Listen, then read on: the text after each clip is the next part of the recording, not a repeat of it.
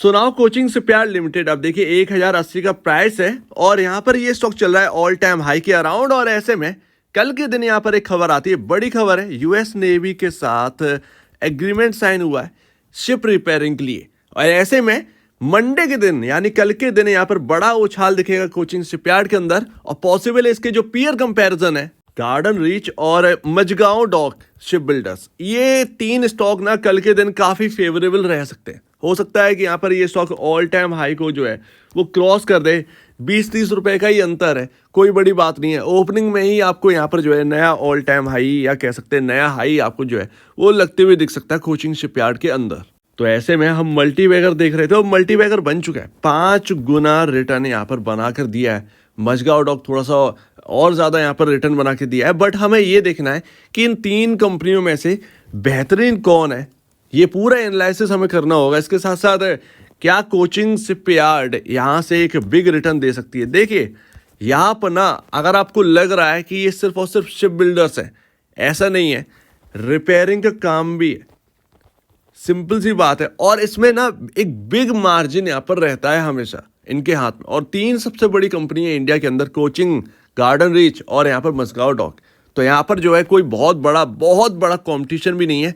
तो ये फील्ड जो है वो कहीं ना कहीं सेफ लगती है। और ऐसे में मार्केट कैप की जब हम बात करें तो 44,000 करोड़ 380 करोड़ का मार्केट कैप जो है वो मजगांव डॉक के पास है। और कोचिंग शिपयार्ड यहाँ पर सेकेंड पर आती है, 28,000 करोड़ का मार्केट कैप है। गार्डन रीच यहाँ पर 10,000 करोड़ का मार्केट कैप है। सिंपल सी बात है, मार्केट कैप आपको कम दिखाई दे रहे हैं, इसका मतलब है अर्निंग्स का एक बड़ा इम्पैक्ट होगा, अर्निंग्स का डिफरेंस काफी बड़ा होगा यहाँ पर। और सिंपल सी बात है, यहाँ पर मजगांव डॉक जो है वो काफी बिग है। मतलब कोचिंग शिपयार्ड और गार्डन रीच को अगर आप मिला देंगे, दोनों कंपनियों को मिला देंगे, तब भी मजगांव डॉक की अर्निंग्स के पास नहीं पहुंचाएंगे। सालाना जो है वो 7,827 करोड़ है, यानी कि लीडरशिप हासिल है मजगांव डॉक शिप बिल्डर्स की। इसके बाद यहाँ पर जो है गार्डन रीच शिप बिल्डर्स और कोचिंग शिपयार्ड आते हैं। ये 2023 मार्च के हिसाब से नंबर्स हैं, 2024 मार्च के नंबर आपके अप्रैल मई के बीच में आएंगे। और ऐसे में यहाँ पर जो है ये सब कुछ बदलता हुआ नजर आएगा। बट फिर भी अगर आप देखें तो मजगांव डॉक जो है वो लीडरशिप हासिल है। अब हमें क्या करना है, हमें यहाँ पर देखना पड़ेगा प्राइस टू बुक वैल्यू, क्योंकि हम सारी चीज़ें प्राइस टू अर्निंग से कैलकुलेट नहीं कर सकते। इसके बाद return on equity and return on capital employed, ये सारी चीज़ें देखनी पड़ेंगी।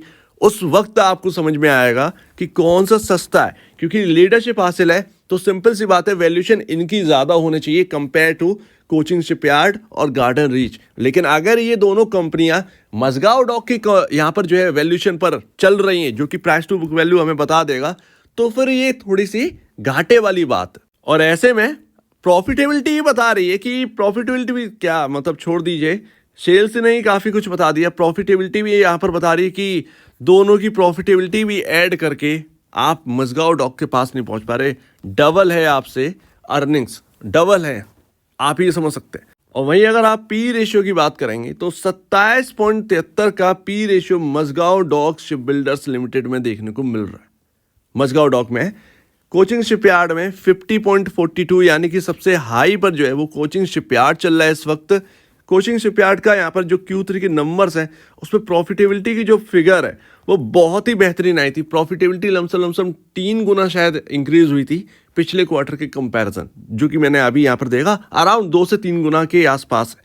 गार्डन रीच शिप बिल्डर्स यहाँ पर 34.18 पर है, यानी कि सबसे महंगा कोचिंग शिपयार्ड यहाँ पर प्राइस टू अर्निंग के हिसाब से दिख रहा है। और वहीं आ जाते हैं हम प्राइस टू बुक वैल्यू पर। तो अब ये सारी चीज़ें खोल कर रखते हैं। यहाँ पर अगर आप देखेंगे तो 7.39 टाइम पर यहाँ पर मजगांव डॉक शिप बिल्डर्स चल रहा है। वहीं अगर आप देखें 5.75 टाइम अपने बुक वैल्यू से ऊपर काम कर रहा है कोचिंग शिपयार्ड। और वहीं 6.23 टाइम चल रहा है गार्डन रीच शिप बिल्डर्स। एक बात मैं और बताऊं, मनी यहाँ पर जो है चेज कर रहा है इन तीनों स्टॉक, जहां जिसको जगह मिल रही है वो यहाँ पर जो है अपनी पोजीशन बना रहा है। ये सिर्फ और सिर्फ बात है। ऐसे में अगर आप देखें तो एटलीस्ट अगर आप वैल्यू की बात करेंगे अराउंड ठीक ठाक वैल्यू पर अभी यहाँ पर चल रहा है, ठीक है ना। थोड़ा सा महंगा आपको देखने को मिलेगा कोचिंग शिपयार्ड, बिल्कुल यहाँ पर देखने को मिलेगा, कम से कम 200 रुपये महंगा है, 200 रुपये पर शेयर, 200 रुपये 250 रुपये पर शेयर यहाँ पर जो है महंगापन आपको देखने को मिल रहा है। बट फिर भी अगर आप देखोगे यहाँ पर तो आगे की अर्निंग्स जो है ना वो यहाँ पर आ सकती हैं अच्छी खासी। इसलिए यहाँ पर कहीं ना कहीं कोचिंग शिपयार्ड पर ज़्यादा यहाँ पर जो है बिल्डअप हुआ है। बट फिर भी अगर आप देखेंगे मझगांव डॉक जो है वो ज़्यादा बेहतर लगता है कोचिंग शिपयार्ड और गार्डन रीच के कंपैरिजन। अब ये सिंपल सी बात है कि यहाँ पर इनकी भी अर्निंग्स बढ़ती हुई नजर आएंगी। बट वहीं अगर आप बात करें कि कोचिंग शिपयार्ड की अर्निंग्स बढ़ेगी तो क्या मझगांव डॉक की अर्निंग नहीं बढ़ेगी? वहीं पर इनकी भी अर्निंग बढ़ती हुई नजर आएगी। तो महंगापन है गार्डन रीच और कोचिंग शिपयार्ड के अंदर मझगांव डॉक के कंपैरिजन। मझगांव डॉक इस वक्त ज़्यादा सेफ लगता है इन दोनों के कंपैरिजन, क्योंकि वो लीडरशिप भी है, प्राइस टू बुक वैल्यू वहाँ पर चल रही है। कम से कम अगर प्रॉफिटेबिलिटी में इतना दूर इतना खिंचाव है तो प्राइस टू बुक वैल्यू कम से कम 4 के अराउंड होना चाहिए, ठीक है ना? 4 के अराउंड, यानी कि अपने बुक वैल्यू से 4 गुना ऊपर यहाँ पर काम करे, ज़्यादा बेहतर लगता है। इसीलिए मैं वही यहाँ पर मैं कह रहा हूँ कि यहाँ पर 250 रुपए के अराउंड महंगा चल रहा है कोचिंग शिपयार्ड का शेयर। लेकिन बात कुछ भी हो, यहाँ पर एक्शन तो बनेगा। अब हमने ये तो देख लिया, इन लास्ट हमने ये देख लिया कि वैल्यूएशन वाइज जो है वो मझगांव डॉक जो है ना वो ज़्यादा बेहतर है। आप देखेंगे पीएसयूज के अंदर आपको स्टडी करनी पड़ेगी, बहुत ही काइंडली स्टडी करनी पड़ेगी।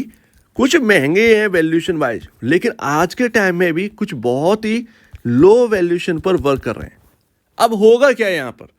या तो मझगांव डॉक जो है वो यहाँ पर दौड़ लगाना स्टार्ट करते हैं, सीधी सी बात है इन दोनों कंपैरिजन, या फिर कोचिंग शिपयार्ड और गार्डन रीच की जो एक वैल्यू है वो यहाँ पर कम होती हुई दिखे, तभी ये हो सकता है।